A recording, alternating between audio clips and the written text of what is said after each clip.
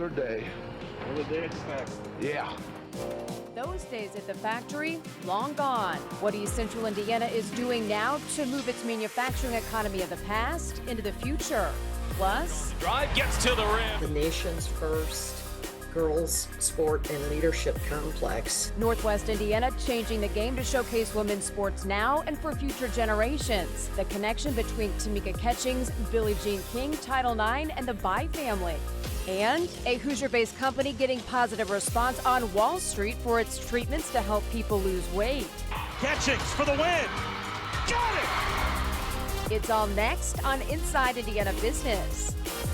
From Indiana's business news leader, this is IBJ Media's Inside Indiana Business with Gary Dick, presented by Elevate Ventures, Indiana University, and Liuna. Hello and welcome to Inside Indiana Business. I'm Gary Dick, coming to you this week from the heart of East Central Indiana, Muncie. We are in Muncie for our Engage Indiana series. This city, the fourth of 9 stops we are making around the state of Indiana on our 2024 Engage Indiana series. You know, this is a city and a region that for more than a century was really deeply rooted in manufacturing. It was this region's identity. But many of the traditional manufacturing plants that dotted the East Central Indiana landscape. A shift change at Borg-Warner in Muncie. Employees got word Thursday morning the plant is closing. They're no longer here. And a region once defined by manufacturing is redefining its economy, its image, and its future. Getting ready for another day at the plant. The traditional manufacturing heritage in Muncie and East Central Indiana runs deep. But the decline and departure of iconic names that helped build the region, Ball, Borg-Warner, Westinghouse, sent the economy into a decades-long downturn. They've been downsizing, getting rid of our product line, so we knew it was coming, we just didn't know when. Unemployment increased, population decreased. But there are signs this proud region is quietly poised for a comeback. There's so much potential, and there's so many things happening in the region that we don't always do a great job of touting our successes. So really over the last 3 years, there's been over 2,000 jobs committed, over $2.2 billion of investment, and I don't think anyone really grasps those figures on a regional scale. We are proud to bring to Muncie an infinitely recyclable and sustainable product while providing well-paying, skilled jobs. Case in point, in 2021, Poland-based CanPack picked Muncie for a state-of-the-art aluminum beverage can manufacturing plant that now employs more than 300. Manufacturing here is also diversifying. The region's cluster of food processing companies, from Tyson Foods in Portland to Boar's Head in Newcastle, is continuing to grow, as is a burgeoning pet food manufacturing hub near Richmond, where General Mills Blue Buffalo is finishing a $200 million expansion. For the first time in decades, there are signs of population increases in parts of the region and signs of increased interest in downtown Muncie. There was a point where we had to make a decision. Are we going to invest and stay here in Muncie, or are we going to go somewhere else? Wealth management software company Accutech Systems turned down offers from around the country to stay home and move downtown. CEO Adam Unger, a Muncie native and Ball State grad, senses momentum in his hometown. It's growing up here and, really seeing a Rust Belt city like Muncie that was hit hard, losing a lot of big jobs and big employers, and saying, let's, instead of going for maybe greener pastures, it might be easier, let's feel what, my wife and I talked about it and prayed about it and said, this is what we think we're called to do, is try to stay home and make an impact where we grew up. When you see investment starting to be made, especially in our downtown, which I believe is kind of the heart of our city, I think that begets new investment. And we're seeing more people have courage and take steps towards revitalization that we haven't seen in the past decade. Educational change is happening in Muncie as well. 6 years ago, Ball State University stirred controversy with its takeover of the troubled Muncie Community School System. BSU President Jeff Mearns says the move has been positive, with implications for talent attraction. High-quality public schools are the cornerstone, the foundation for any strong community, for every strong city or region. And over the last 5 or 6 years, as a result of our partnership with the Muncie Community Schools, that school district is on the rise. They have the resources to invest in teachers and staff. In just 6 years, we've increased teacher compensation by 40%. So teacher retention is up. We're able to recruit and retain outstanding teachers. And Ball State is the recipient of a $35 million grant from Lilly Endowment that some say will transform Muncie from a town with a college to a cool college town. The grant will help fuel a $200 million makeover of the nearby village, including a new performing arts center. Yeah, there are so many really cool college campuses in the country that attract people. You know, it's a great place to live and work and to have entertainment value types of things. And the old Ball State was kind of isolated a little. I think other universities have been the same way. And now with this integration, it allows Ball State and Muncie to become a really cool place to live and work. Indeed, a transitional time here in East Central Indiana.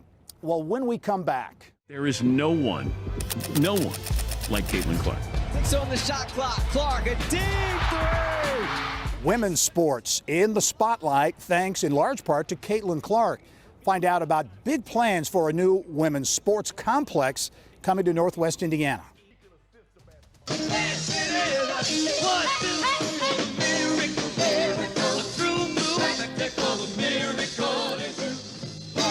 Who knew superstar singer, songwriter, and composer Barry Manilow had a strong connection to East Central Indiana? Manilow started the first part of his career singing and playing at the Holiday Inn Hotel Lounge in Richmond.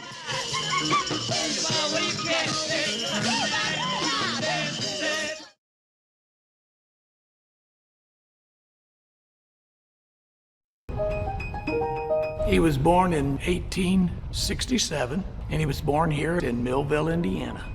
He was one of the fathers of flight. Aviation pioneer Wilbur Wright, the pride of Henry County, Indiana. Millville, part of the East Central Indiana region. Well, as we mentioned earlier, we are in Muncie and East Central Indiana for our Engage Indiana series. Ball State University playing host for us this week to more than 300 business and community leaders in a presentation from Secretary of Commerce David Rosenberg, who believes things are beginning to make a turn in the region. The right parties are at the table right now to really take that next jump. You obviously have the eds and meds strategy when you look across the region from the universities that are here, Ball State and the Anchor Campus, IU, Ivy Tech, others operating here, Earlham, Taylor, Indiana Wesleyan.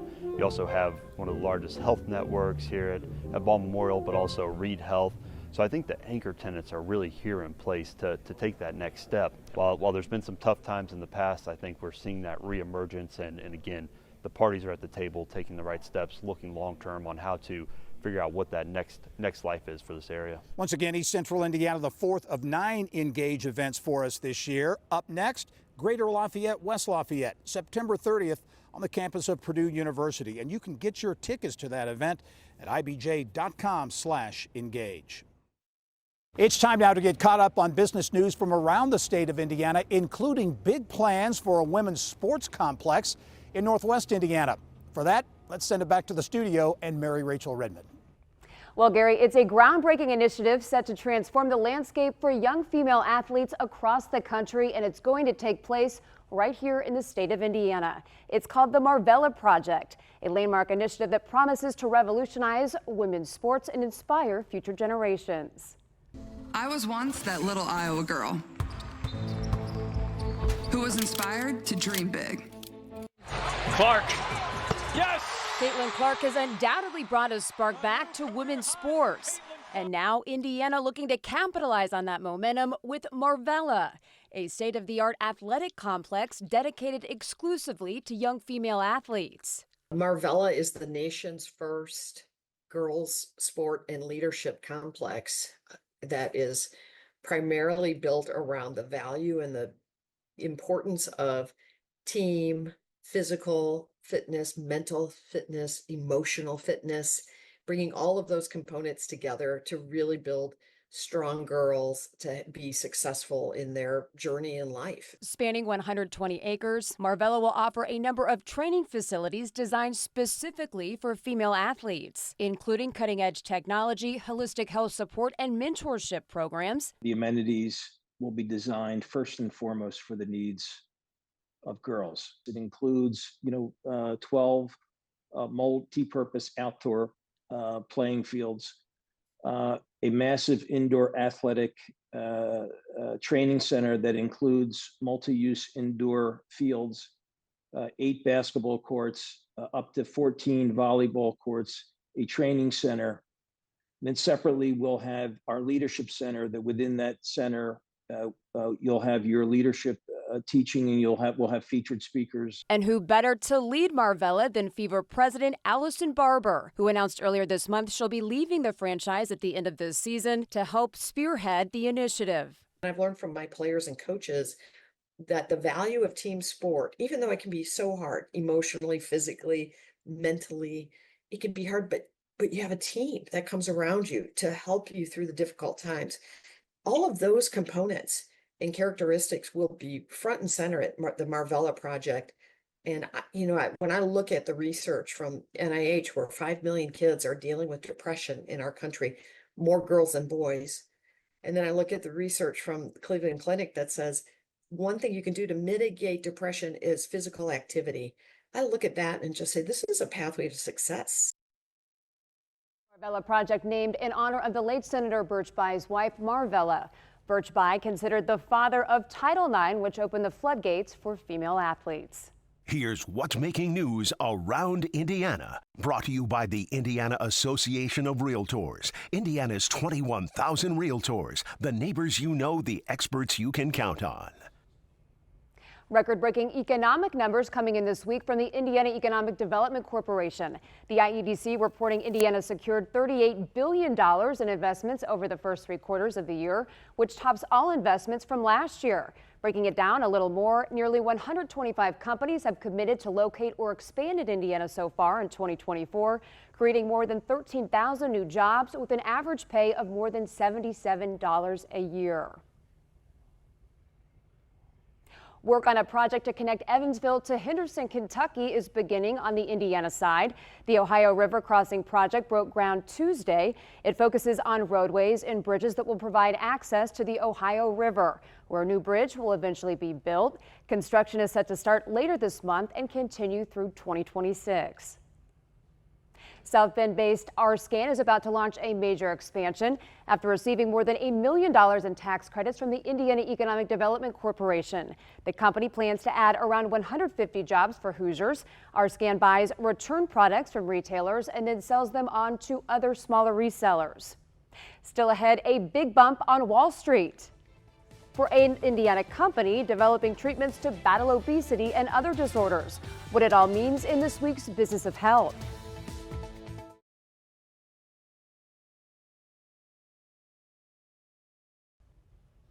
This young man, one of 4 out of 10 Americans battling obesity, a disease that kills more than 4 million people each year. Indiana companies are taking the lead in developing treatments for those dealing with the problem. Business of Health reporter Kylie Valletta is here with details. Kylie? Thanks, Mary. Rachel, some are calling it the obesity treatment revolution, and an Indiana player took a major step forward in advancing its potential drugs. Carmel-based MBX Biosciences made its debut on the NASDAQ about 1 week ago and saw its shares jump 48% from its initial public offering. Analysts say the strong investor demand reflects the general enthusiasm for obesity treatments. MBX's lead drug candidate treats an uncommon endocrine disease, and the startup is also developing an anti-obesity drug. Going public is like opening a door for us and provides access to new resources we didn't have before. And as pleased as we are with it, it really is a means to an end. And we believe it helps bring us closer to our ultimate goal, which is bringing new medicines to the patients who need them. The 5-year-old company is the brainchild of Dr. Richard DeMarchi, a serial entrepreneur in Indiana. His other startups have seen great success, collecting more than $500 million for founders and investors.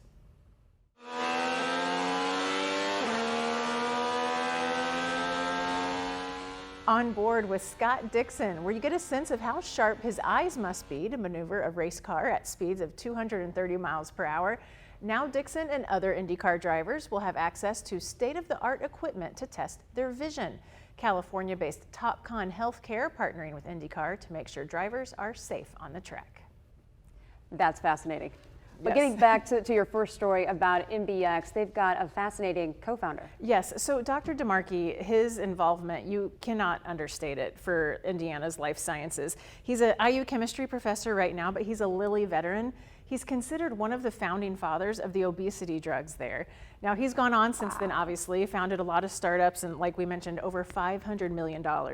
All those startups have sold for a grand total. So you can't overestimate his impact on the life sciences economy here in Indiana. In Indiana, and really the world. Right, and you know, there's another one coming. So this is going to be a fun one to watch. Great stuff, Kylie. Yep. Thank you. Well, let's send it back out to Gary at the IBJ Media Engage event in Muncie. Gary?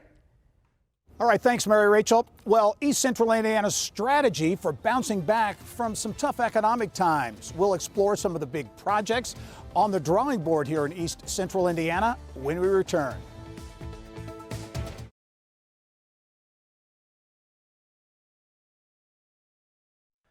Time now for our Eye on Education, brought to you by PNC We begin Bank. in South Bend, where the University of Notre Dame is charting a new, more affordable course that will allow more students to study there. The program is called Pathways to Notre Dame, and it includes two initiatives: a new no-loan policy for undergraduate students and an extension of Notre Dame's need-blind policy, which is the university's commitment to not consider a student's financial situation when deciding to admit them. Students at IU Kokomo now have a new learning space. Innovation Hall features several spaces, including a multicultural center, esports arena, and technology studio.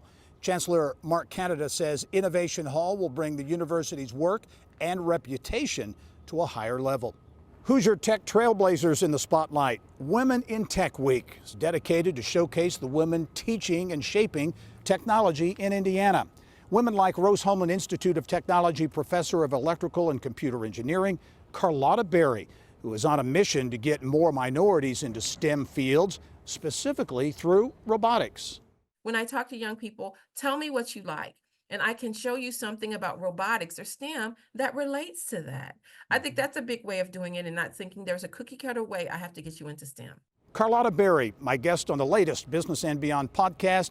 You can check it out at InsideIndianaBusiness.com. Dr. Carlotta Berry, indeed making a difference in Terre Haute and the Wabash Valley and far beyond as well. Well, East Central Indiana has certainly faced more than its fair share of economic challenges over the past several decades, including a painful transition that is now underway. But there are some signs and reasons for optimism. Along the White River here, as an example, this beginning to be cleared out for development. White River Lofts, an apartment complex here, providing much needed housing for the region. There is also a groundswell of community support and some big projects on the regional drawing board. New projects and new initiatives are aimed at changing the face and trajectory of East Central Indiana. In Marion, a community hit hard by cutbacks in the auto industry and the closing of a longtime RCA plant, there's an effort to make the city a center for skilled workers. Unfortunately, RCA is not coming back and building two TVs anymore. So we have to redefine ourselves and create a new future. So one thing that we're pushing is to try to become the trade capital of the state. So I've recently done a deal with our Ivy Tech to be able to allow students who graduate from Marion High School to be able to go study trades at Ivy Tech for free. More broadly, the region is exploring new sectors of the economy, like eds and meds, bringing higher education and healthcare institutions together to fuel a talent pipeline, and cybersecurity. We were told at an event back on July 26th here, we had the military, local government, private sector, all law enforcement, all these folks. We were told there's 9,000 job openings for cybersecurity employees in this state alone. So that is an incredible opportunity and a need. Big projects in the region include a $10.8 million mixed-use development in Marion's newly created Riverfront District. River Rock Lofts would add 44 apartments, retail, and a public plaza along a river walk. Meantime, Lilly Endowment's College and Community Collaboration Initiative is directing nearly $115 million in grants to universities in East Central Indiana. Indiana Wesleyan will use a $24.3 million grant, the largest in its history, to help fund a project focused on early learning services and community wellness throughout the Grant County region. In nearby Upland, ground has been broken on the Main Street Mile, a path connecting Taylor University with the Upland Business District.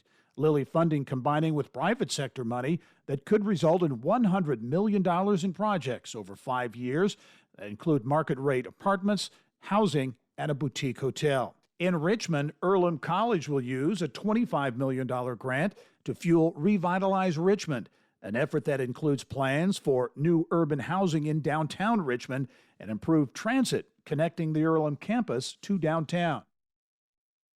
And before we wrap up from East Central Indiana, another tidbit about the region. Good evening, ladies and gentlemen. Your old friend, Singin' Sam the Barbasol Man. Barbasol, Barbasol. That's Richmond's own Harry Frankel, the highest paid radio performer of his time back in the 1930s. Good evening, folks. How y'all this evening? Well, that's a wrap from East Central Indiana and IBJ Media's Engage Indiana series, the fourth of 9 events we're holding around the state of Indiana. As we leave you this week, some images taken by Chief Photographer Clint Ehrbacher from throughout the region. Thanks for joining us. I'm Gary Dick. Go out and make it a successful week.